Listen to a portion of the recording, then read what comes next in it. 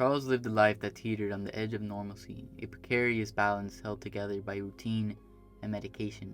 Diagnosed with a mental illness in his early 20s, Charles had learned to manage his condition with the help of regular trips to the hospital where he received the medication that kept his demons at bay. Living alone in a small, run-down apartment in Chicago, his world was a narrow one, revolving around work, home, and the occasional visit to his doctor. Charles worked at a construction site, his one connection to the world outside his apartment.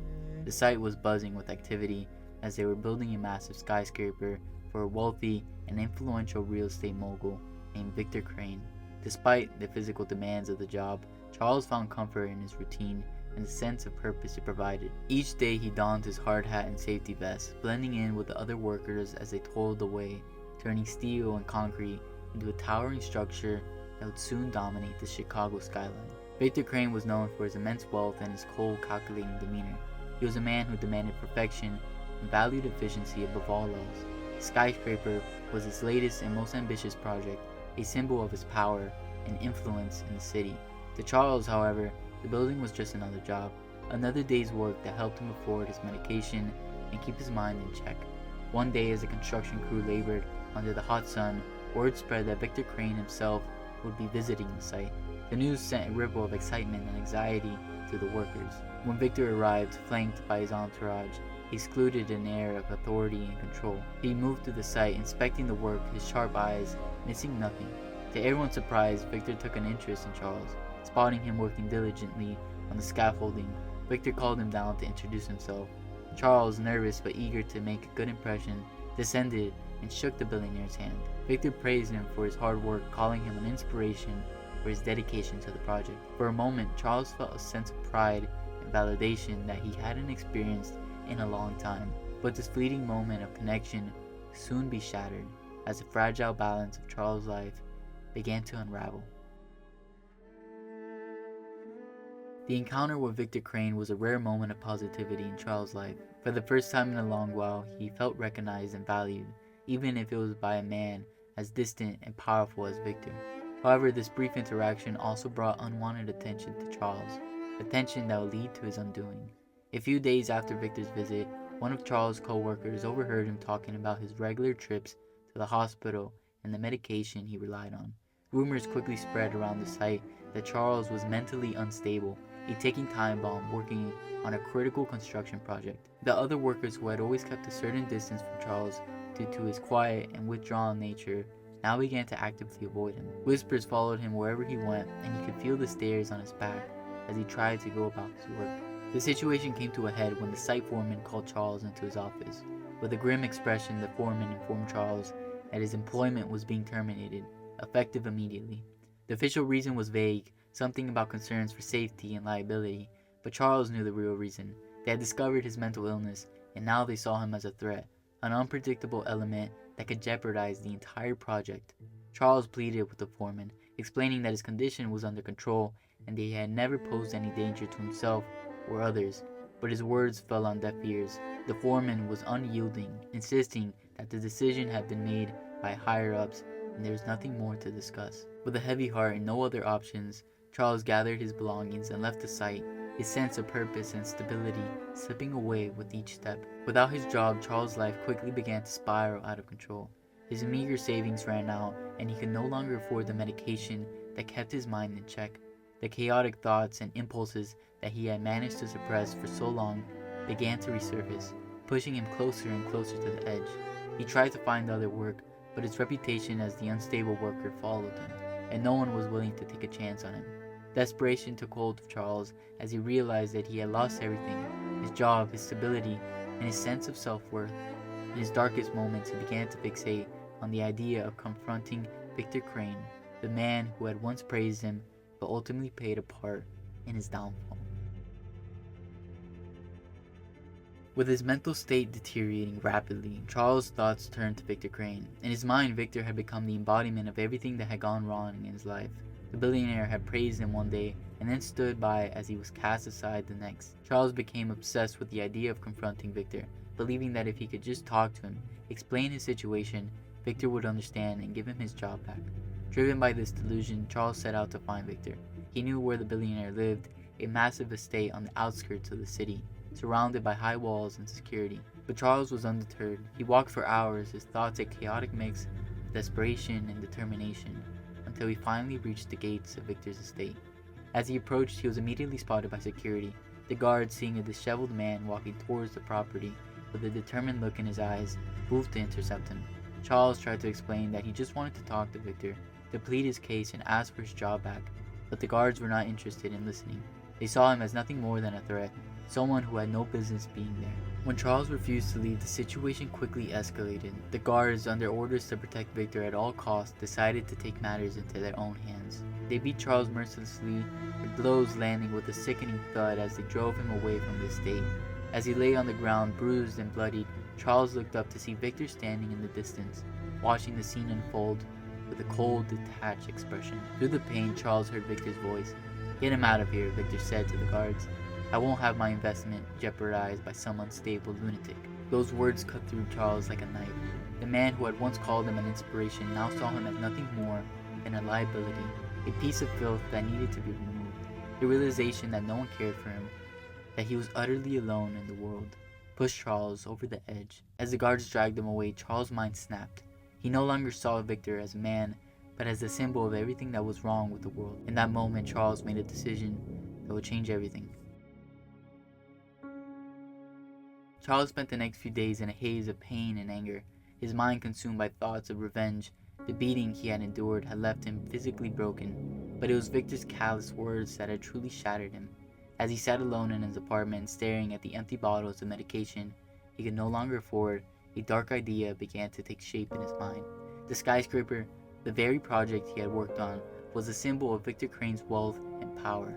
It was also a symbol of everything that had been taken from him: his job, his stability, his sense of self-worth. Charles realized that if he couldn't live in a world that treated him like garbage, then he would destroy the thing that mattered most to the people who had cast him aside. Driven by this twisted logic, Charles began to plan. He knew the construction site inside and out, having spent months working there. He knew where the explosives were stored, used for controlled demolitions and blastings. He also knew how to destabilize the structure, having worked on the very foundation of the building. One night, under the cover of darkness, Charles returned to the construction site. It was eerily quiet, the only sound being the faint hum of the city in the distance. Charles moved quickly, his actions driven by a single, burning purpose. He gathered the explosives and began to place them strategically around the building's foundation, his hands shaking with a mix of fear and determination. As he worked, he recorded a video message on his phone. In it, he explained his actions, laying bare the pain and anger that had driven him to this point. "Nobody cares about people like me," he said, his voice trembling. "We're treated like garbage, discarded when we're no longer useful. But this is what happens when you push someone so far. This is what happens when you treat people like they don't matter." With the explosives in place, Charles set the timers and began his ascent to the top of the skyscraper.